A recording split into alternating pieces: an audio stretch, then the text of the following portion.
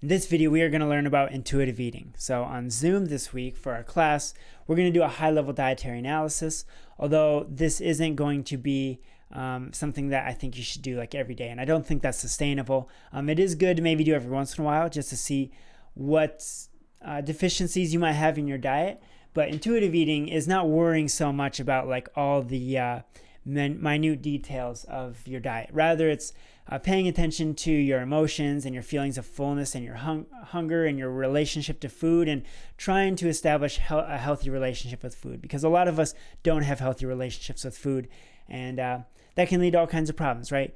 Restrictive eating patterns and so on, and that can increase our risk for eating disorders. So studying intuitive eating and learning some of these practices may reduce some risky habits that could potentially lead to eating disorders. So let's check these out real quick here. So one of the things about eating in our current culture is we seem to have this diet mentality or restriction mentality where we say, well, this diet is the best and you can't eat these foods, but you can't eat these foods. And we want to watch out for that, because that can create an unhealthy idea of nutrition, because we think, oh, well, this food is bad, so I can never enjoy it. And it's like, well, that's probably wrong, right? Because ice cream, for instance, is very good, and you can have, reasonable amounts with friends and family and have a good time and enjoy yourself. But if you're eating a gallon every day, that's not going to be as good. So, when we're telling ourselves, oh, this food is bad versus this food is good, it's like, well, that's not a very high level of analysis. It's like, well, maybe,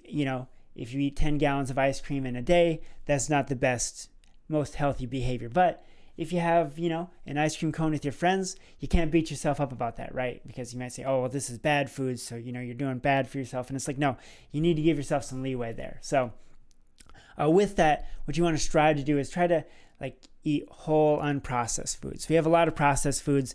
They tend to be higher in sugar, higher in salt, maybe some preservatives, which may not be the healthiest thing for us, right? And so trying to eat as close to natural as we can have some real good benefits, right? And part of that is, if you want to enjoy that kind of eating, you're probably going to have to learn to cook, because, if you're cooking, especially like plants and, meat as well, it can really improve the taste, and it can be fun, and you can learn to cook for others and share your food, right? So everybody's impressed with the cook. So I think this is going to be also an important part to learn. Right now, you can get a lot of processed foods from fast food joints fairly quickly.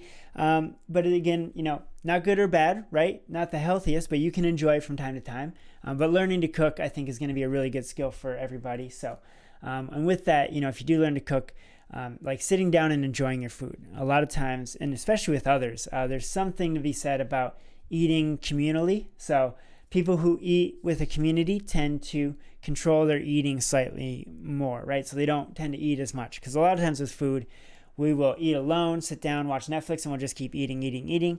Whereas when you're with a group eating, there are like social cues where, you don't eat necessarily as much. So we want to make sure that we are making space for ourselves to enjoy food, right? Whether it's by ourselves or with others. We can't be beating ourselves up, because sometimes we'll talk about it, that emotional toll or strain that we put on ourselves, that pressure, can lead to more emotional eating. So you need to make sure that you can enjoy your food.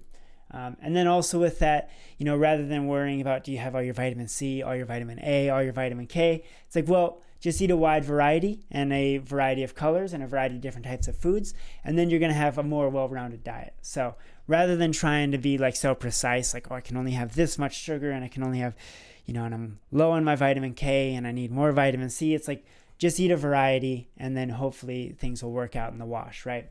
Okay. Let's move on to these hunger and fullness, because this is a big part about intuitive eating, is trying to pay attention to your hunger and your fullness signals. And these can get off in some people, but not all the time, right? And so you need to pay attention, right? Like, are you eating, let's say you're hungry and you're trying to lose weight though, so you don't let yourself eat. It's like, well, maybe if you're hungry, it's your body telling you need a little bit of resources, because food helps you grow. And so it's like, well, maybe you should eat just a little bit, right? You don't need to have a whole meal, but just have a little snack that'll tide you over. And increasing or eating foods that are higher in protein and higher in fat will increase your fullness from that meal. Also with fullness, let's say, right? Maybe you are, not paying attention to how you feel while you eat, right? And so sitting down and eating your meal without watching Netflix or something might let you know, hey, I'm kind of feeling full. I might not need to eat more, right? Or maybe if you're trying to gain weight, you need to eat a little bit past your fullness. And so we need to learn how to feel these.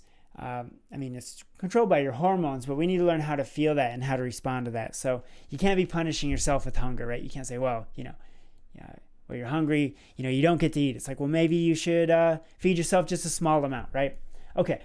We need to also think about emotional eating. So a lot of times people deal with their emotions. They're having a hard time through eating. And, this is kind of like drugs, right? Eating releases dopamine in your brain. And so just like drugs can release dopamine. And so when people are having a hard time, they can develop a habit where they eat through that emotion, right? And it's like, that's okay sometimes, but it's like eventually if you do that too long, that can lead to some unhealthy eating patterns. So what I would say is if you know that you might struggle with this, it's like, well, then plan ahead, right? What are you going to do instead of going to the fridge when you're having a hard time? It's like, well, maybe you can journal, or maybe you can go exercise, or call a friend, or go hang out with a friend, right? So have a plan for when you realize that your emotions are going to force you to eat.